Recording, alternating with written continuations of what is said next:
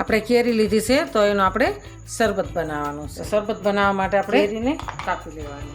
અત્યારે હવે ઉનાળો આવી ગયો છે તો શરબત અવારનવાર અલગ અલગ શરબત પીવાનું મન થાય અને આપણે ઠંડક માટે કરીએ અને આપણે ઠંડક માટે પીએ. કેરીની સિઝન આવી ગઈ છે, કેરીનું શરબત બનાવ. આપણે કેરીને કાપી લેવાની છે.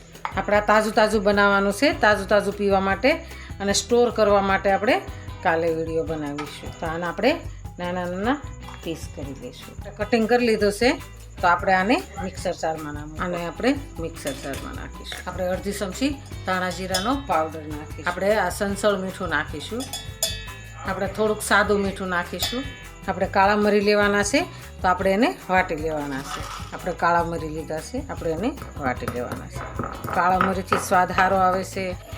આપણે હવે મિક્સરમાં એડ કરીશું. આપણે આની અંદર 1 કપ આપણે ખાંડ નાખીશું. આપણે એની અંદર લીલો કલર નાખીશું. થોડોક આપણે લીલો કલર નાખીશું. લીલો કલર નાખવામાં તો આપણે એમાં થોડુંક પાણી એડ કરીશું. પાણી એડ કર્યું છે તો આપણે હવે આને મિક્સરમાં કાઢીશું. આપણે મિક્સરમાં પીસી લીધું છે. એકદમ સરસ બની ગયું ને, સરસ થઈ ગઈ છે. હજી અમુક કેરીના ટુકડા રહ્યા છે. આપણે એક બાઉલ લીધું છે તો એની અંદર આપણે ગાળી લેવાનું છે.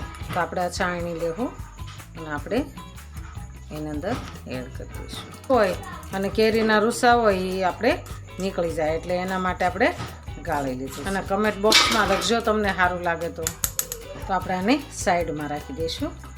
અને આપણે આ 3 ગ્લાસ લીધા છે, બરફ નાખીશું. તાજું આપણે કેરીનું શરબત આવી રીતના બને છે અને પીવાની તો બહુ મજા આવે.